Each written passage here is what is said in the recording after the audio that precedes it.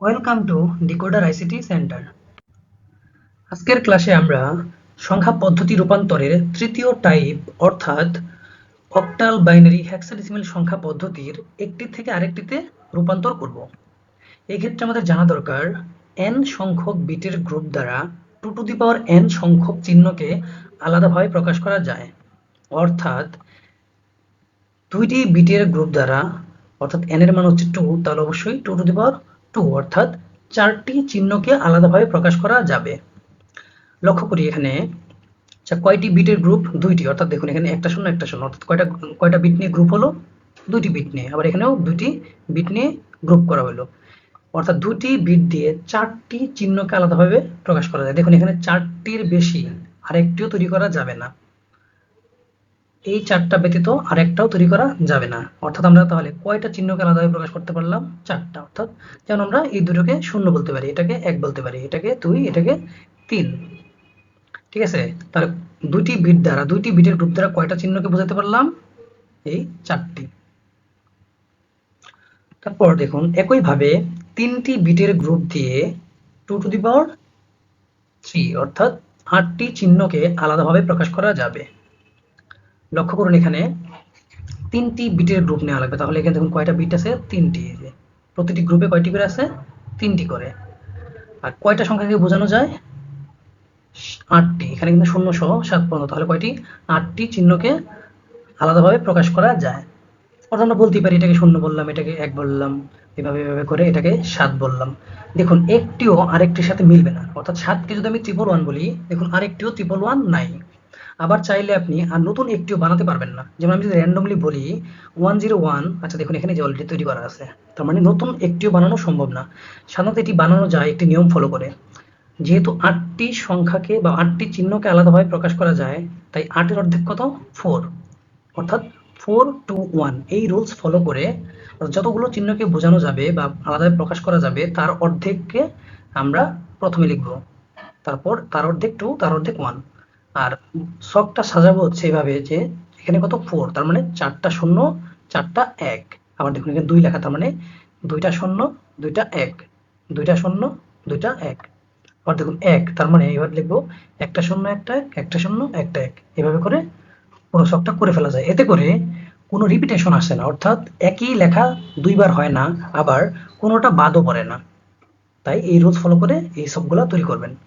আর যেহেতু দেখুন এখানে 3টি বিটের গ্রুপ দ্বারা 8টি সংখ্যাকে বোঝানো যাচ্ছে, তাই আমরা বলতে পারি এই অংশটুকু বাইনারি আর এটা অক্টাল। যেহেতু 0 থেকে 7 পর্যন্ত অক্টালে ব্যবহৃত সংখ্যা। আর আমরা এই ছকটা ব্যবহার করব যখন অক্টাল এবং বাইনারির মধ্যে রূপান্তর করবো, অর্থাৎ অক্টাল থেকে বাইনারি যাব কিংবা বাইনারি থেকে অক্টালে যাব। একইভাবে 4টি বিটের গ্রুপ দিয়ে 2 সমান 16টি চিহ্নকে আলাদাভাবে প্রকাশ করা যাবে। ছকটি আমরা লক্ষ্য করি, এখানে প্রতিটি গ্রুপে 4টি করে বাইনারি বিট ব্যবহার করা হয়েছে, যার সাহায্যে 16টি চিহ্নকে আলাদাভাবে প্রকাশ করা যায়। এখানে আলাদাভাবে বলার কারণ হচ্ছে দেখুন, যেমন 9 এর জন্য হচ্ছে 1001, এটি আর একটিও নেই, তার মানে আলাদাভাবে প্রকাশ করা যায়। তাই এটাকে আমরা হেক্সাডেসিমাল টু বাইনারি এটি রূপান্তর যে একটি ছক বলতে পারি। এই ছকটি তৈরি করার নিয়ম হচ্ছে দেখুন এখানে 16টি চিহ্নকে প্রকাশ করা যায়, তাহলে এর অর্ধেক কত? 8, তার মানে 8421 এই রুলস ব্যবহার করে আমরা এই ছকটা তৈরি করব। অর্থাৎ 8টা শূন্য 8টা 1, আবার 4টা শূন্য 4টা 1, এভাবে 2টো শূন্য 2টো 1, তারপর একটা শূন্য একটা 1, এভাবে পুরোটাই ফিল আপ করবো। এতে করে ছকটা তৈরি করতে সহজ হবে। আর এই ছকটা আমরা ব্যবহার করব বাইনারি থেকে হেক্সাডেসিমাল কিংবা হেক্সাডেসিমাল থেকে বাইনারিতে রূপান্তরের জন্য। একটা বিষয় হচ্ছে 2 অর্থাৎ বিট সংখ্যা যদি 5টা হয় তাহলে 16টি চিহ্নকে আলাদাভাবে প্রকাশ করা যাবে। 6টি হলে 64, সরি এখানে একটু লেখাটা ভুল হয়েছে, এখানে 4 হতো 4 লিখে ফেলছি।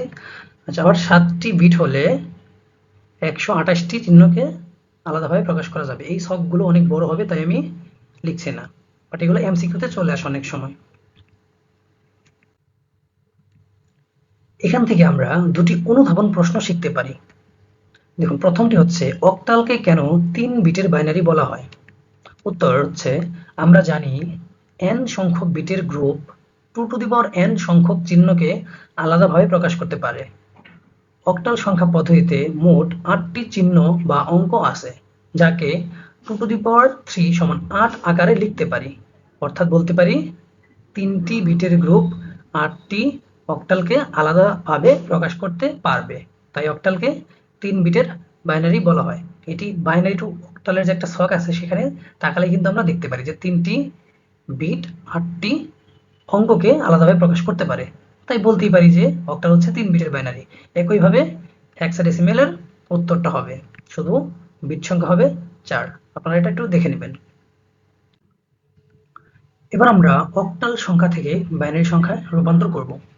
দেখুন এখানে একটি অক্টাল সংখ্যা দেওয়া আছে, যেতে হবে বাইনারিতে। এক্ষেত্রে আমরা বাইনারি এবং অক্টালের মধ্যে যে সম্পর্কিত একটা ছক আছে সেটা থেকে আমরা সাহায্য নিয়ে করে ফেলব। অক্টাল সংখ্যাটিকে আমরা এভাবে একটু ফাঁকা ফাঁকা করে লিখব। তারপর এরকম তীর চিহ্ন অর্থাৎ 2 এর জন্য যে মানটা আছে, দেখুন অক্টালে যেটা 2 সেটা বাইনারিতে হচ্ছে 0 1 0 অর্থাৎ 0 1 0।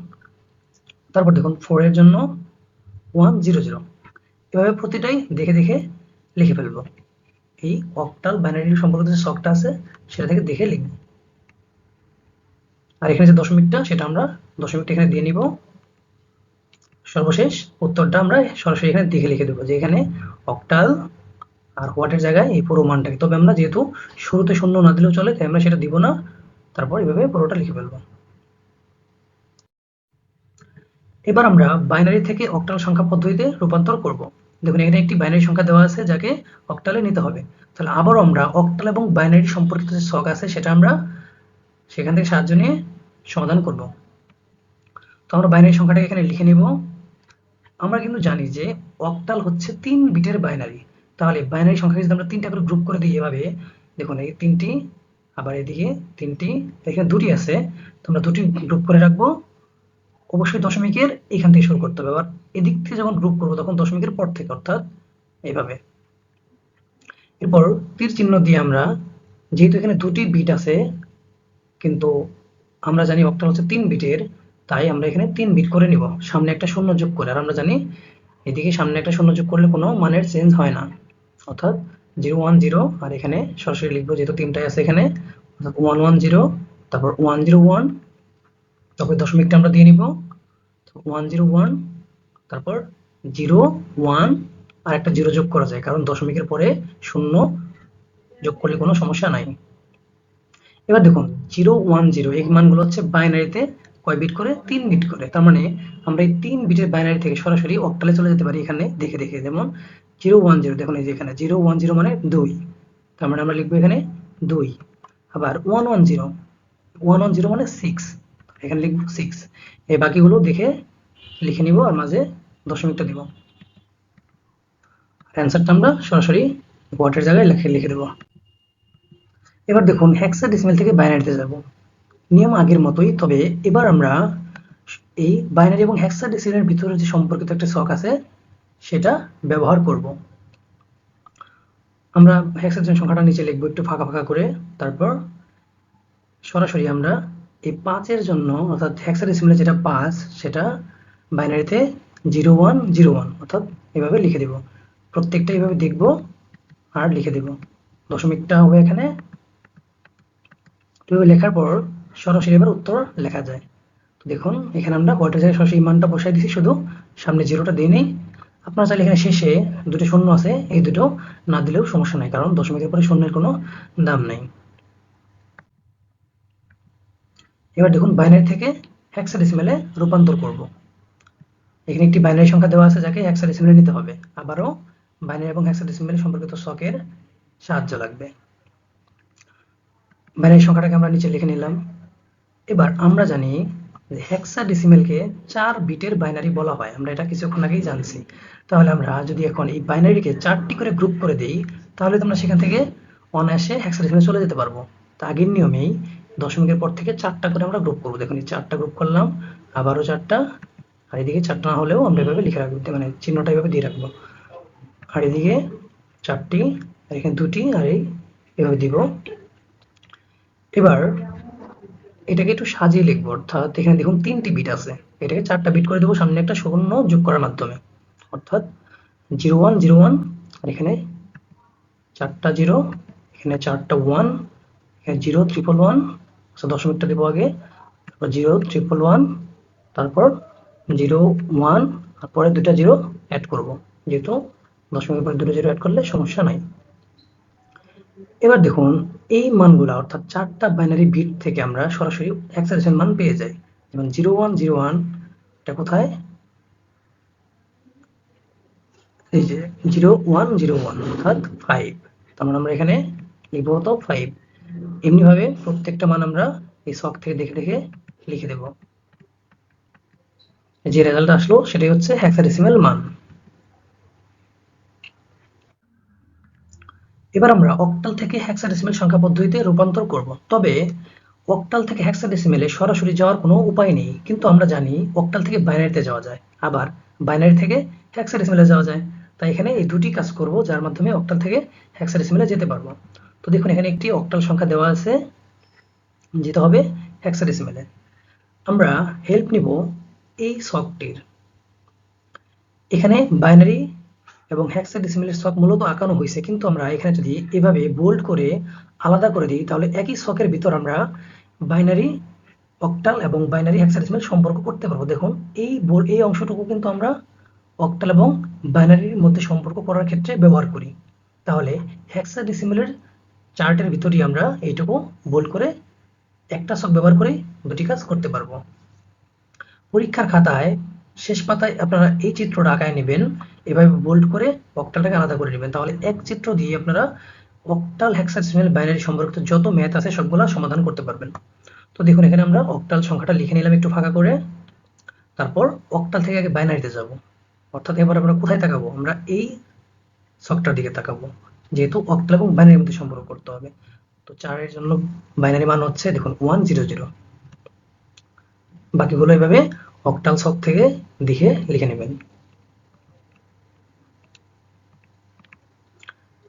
এবার দেখুন আমাদের এই বাইনারি থেকে হেক্সাডেসিমেলে যেতে হবে। এক্ষেত্রে রুলস হচ্ছে, যেহেতু হেক্সাডেসিমেল হচ্ছে 4 বিটের বাইনারি, তাই এখন আমরা 4টি করে গ্রুপ করব। দেখুন 4টি করে এভাবে গ্রুপ করব, তারপর দশমিকের পর এদিক থেকে হ্যাঁ এইভাবে, তারপর এগুলোকে একটু আমরা সাজিয়ে লিখবো, অর্থাৎ 1001, তারপর 1101, তারপর 0110, তারপর 10, তারপর শেষে একটা 0। অবশ্যই দশমিকগুলো দিয়ে নেবেন। এবার লক্ষ্য করুন এই 4টি মান থেকে আমরা, অর্থাৎ 4টি বিট থেকে সরাসরি হেক্সাডেসিমাল মানগুলা দেখে লিখতে পারবো। যেমন 1001 এর জন্য মান হচ্ছে 9, কি হচ্ছে 9, তারপর এটার মান D, এটার মান 6, আর এটার মান A। তাহলে কি হয়ে গেল, এটা একটা হেক্সাডেসিমাল মান। তার মানে এই অক্টাল মানটার সমতুল্য হেক্সাডেসিমাল মান হচ্ছে 96.A। এবার আমরা হেক্সাডেসিমেল থেকে অক্টাল সংখ্যা পদ্ধতিতে রূপান্তর করব। এখানে একটি হেক্সাডেসিমাল সংখ্যা দেওয়া আছে, যেখান থেকে আমরা অক্টালে যাব। তো আমরা আগের ছকটারই সাহায্য নিব, যেখানে অক্টাল ছকটাকে এভাবে আলাদা করে দিব। হেক্সাডেসিমাল সংখ্যাটা এভাবে ফাঁকা করে লেখার পর আমরা হেক্সাডেসিমাল চার্ট থেকে বাইনারি মানগুলো লিখবো, অর্থাৎ 7 এর জন্য বাইনারি মান হচ্ছে 0111। শুধু কিন্তু 111 না, কারণ আমি কিন্তু হেক্সাডেসিমাল থেকে বাইনারি যেতে যাচ্ছি, অর্থাৎ এই সম্পূর্ণ ছকটাই বিবেচনায় নিতে হবে। তাহলে 0111, তারপর বি এর মান কত দেখুন 1011। এভাবে সম্পূর্ণটা লিখে নেবেন। তারপর আমরা জানি বাইনারি পাওয়ার পর সেখান থেকে আমরা অক্টালে যেতে পারি কিভাবে, 3টি করে গ্রুপ করার মাধ্যমে, কেননা অক্টাল হচ্ছে 3 বিটের বাইনারি। তাহলে চলুন করা যাক, 3টি করে আমরা এখন গ্রুপ করে দেব। এরপরে আর এই শূন্যকে গ্রুপ করার প্রয়োজন নেই, কেননা এটাকে যদি গ্রুপ করা হয় এর মান শূন্যই আসবে, আর দশমিকের এদিকে সামনে শূন্য দেওয়া আর না দেওয়া একই বিষয়। আর এদিকে আবার 3টি করে গ্রুপ করব, এদিকেও আমরা শূন্যকে গ্রুপ করব না, কারণ এটার মান শূন্য আসবে, যেটা দশমিকের পরে দেওয়ার প্রয়োজন নেই। তো এগুলোকে আমরা একটু সাজিয়ে লিখবো।